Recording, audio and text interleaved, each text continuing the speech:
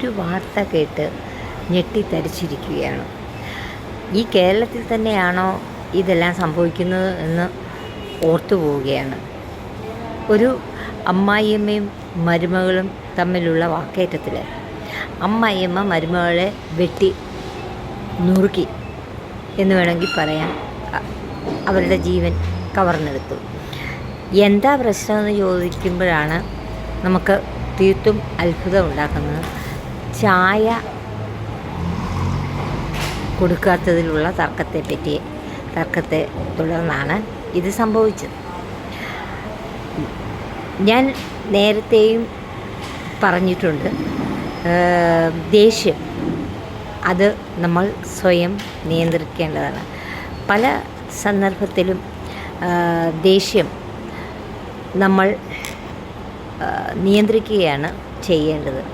ഈ ചെറിയ തർക്കങ്ങൾ വലുതാകുന്നത് ദേഷ്യം നിയന്ത്രിക്കാൻ കഴിയാത്തതിൻ്റെ പേരിലാണ്. അങ്ങനെ വരുമ്പോൾ ആ ദേഷ്യം കൊലപാതകത്തിലും ഒക്കെ കലാശിക്കും. അതുകൊണ്ട് എന്താ നേട്ടം? ആർക്കും ഒരു നേട്ടവും ഇല്ല. അപ്പം ഈ സംഭവങ്ങൾ ഉണ്ടാക്കുന്നത് എല്ലാം ചെറിയ ചെറിയ വിട്ടുവീഴ്ചകൾ കൂടി ചെയ്യാനുള്ള മനസ്സ് മനുഷ്യന് ഇല്ലാതെ പോകുന്നതുകൊണ്ടാണ്. എല്ലാവരും അത് ശ്രദ്ധിക്കേണ്ടതാണ്. ഈ ലോകം എങ്ങോട്ടാണ് പോകുന്നതെന്നുള്ളതാണ് നമുക്ക് മനസ്സിലാക്കാൻ സാധിക്കാത്തത്. ആർക്കും ആരോടും ഒരു സ്നേഹം ഇല്ല. അമ്മായിമ്മ വിചാരിക്കണം എൻ്റെ മകൻ കെട്ടിക്കൊണ്ട് വന്നതാണ്, അത് എൻ്റെ മകൾക്ക് തുല്യമാണെന്ന്. മരുമകൾ വിചാരിക്കണം എൻ്റെ അമ്മയെപ്പോലെയാണ് ഈ അമ്മായിമ്മ എന്ന്.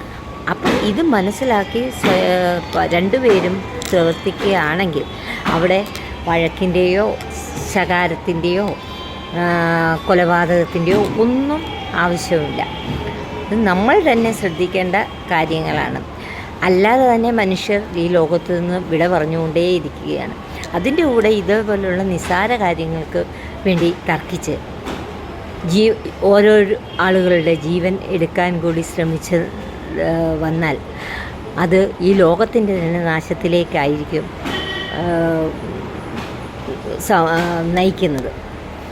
അത് എല്ലാവരും ക്ഷമയോടെ വിട്ടുവീഴ്ച മനോഭാവത്തോടെ എല്ലാവരും സഹജീവികളാണെന്നുള്ള കരുതലോടെ മുന്നോട്ട് പോയാൽ ഈ പ്രശ്നങ്ങളൊന്നും ഉണ്ടാവുകയില്ല. എല്ലാവരും ക്ഷമയോടെ മുന്നോട്ട് പോകുന്നതിന് വേണ്ടി ജഗദീശനോട് നമുക്ക് പ്രാർത്ഥിക്കാം. Okay, thank you.